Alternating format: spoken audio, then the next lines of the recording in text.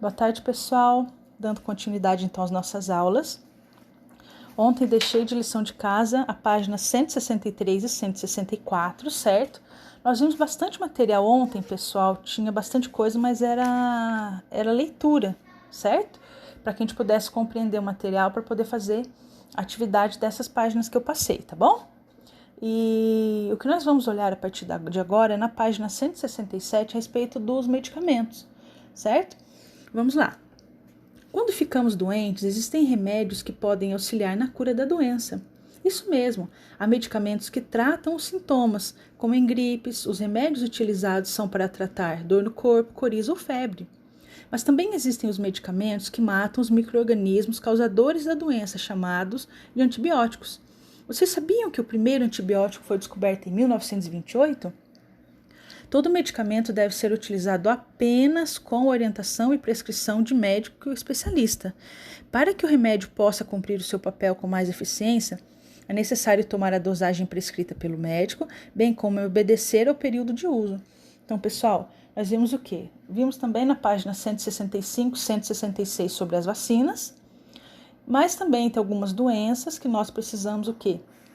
Do medicamento. As vacinas são para a prevenção, mas alguns casos nós temos o quê?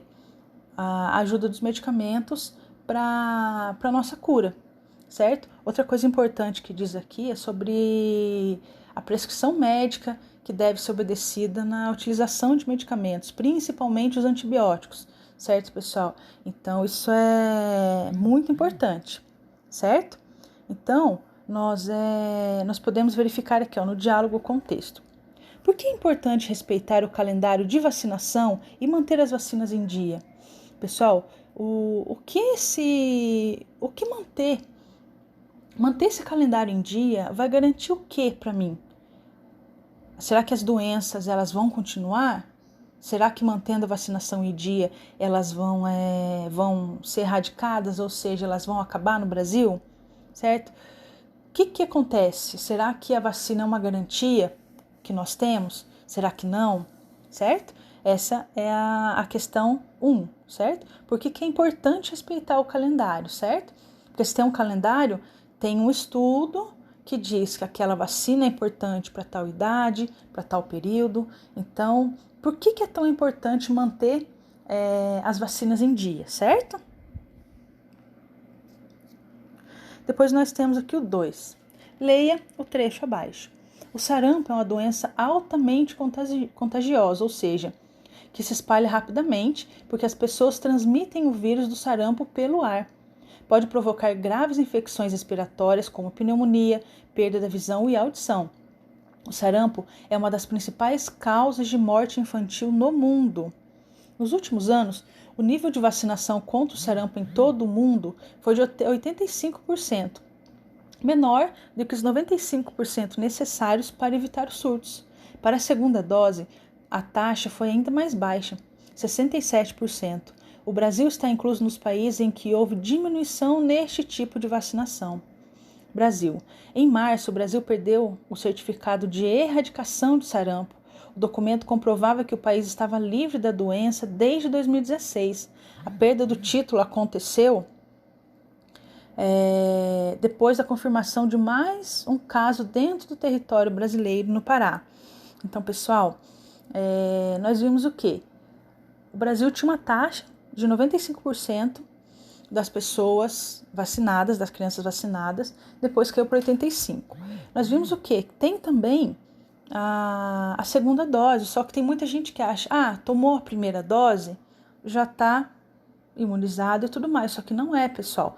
Tem vacinas que você tomou uma dose só e tudo mais, demora para ter o reforço, só que tem algumas que não. Então, não adianta só a criança tomar a primeira dose de uma vacina, sendo que ela tem que tomar a segunda, certo? Então, esse controle tem que ser rigoroso. E os pais, na maioria deles, eles deixam a caderneta de vacinação dos filhos certinha, a maioria. Alguns não esquentam muito, sabe? Alguns não se preocupam tanto, mas na sua maioria tem essa preocupação sim. Faça uma relação entre a perda do certificado de erradicação de sarampo e a diminuição do nível de vacinação. Então, pessoal, será que essa queda na taxa de vacinação contra o sarampo foi a causadora do aumento de casos? E será que é por esse motivo que nós perdemos esse certificado? Será? O que vocês pensam a respeito disso? Porque se a partir do momento que o país tinha um certificado onde dizia que 95% das crianças estavam vacinadas, e se tem essa queda, quer dizer o quê? A partir do momento que cai a quantidade de crianças imunizadas, a chance que eu tenho de que essa doença volte é muito maior, certo? Então, vocês têm que perceber isso, se essa queda na taxa de vacinação vai acarretar um aumento no número de casos, certo? 3. Qual a diferença existente entre as vacinas e os medicamentos utilizados para tratar os sintomas ou as infecções? Então, vocês têm que olhar a vacina. É para quê, pessoal? A vacina, ela vai prevenir uma doença ou ela vai tratar uma doença? E os medicamentos? Os medicamentos, eles vão o quê? Eles vão ser utilizados para prevenir uma doença ou para aliviar o sintoma de uma doença, certo? Então, essa atividade, vocês vão ter que fazer essa diferenciação. A vacina é utilizada para quê? O medicamento é utilizado em qual caso, certo? 4. Observe o cartaz. Ele faz parte de uma campanha para o uso racional de medicamentos. Medicamento não é brinquedo. 5 de maio, pelo uso racional de medicamentos.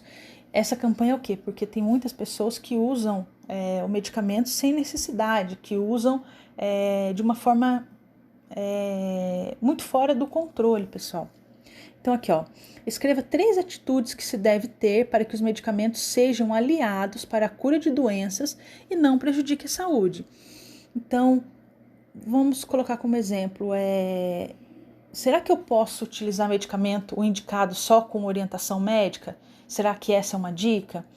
Será que o fato de tomar remédio na hora certa, com a dosagem que o médico estabeleceu, também não é importante? Será que eu posso utilizar medicamento por conta própria? Será que eu posso indicar medicamento que eu usei para outras pessoas? Será que eu não sendo médico, eu posso fazer isso? Certo? Então, pensem nesse sentido, certo? Posso utilizar medicamento sem receita? Posso utilizar o medicamento no horário que eu quiser, na dosagem que eu quiser? Posso tomar por conta própria? Posso indicar medicamento para outra pessoa? Certo? Então, façam essa análise, certo? Para que vocês possam responder a questão número 4, tá bom? Pessoal, por hoje é só. Beijos!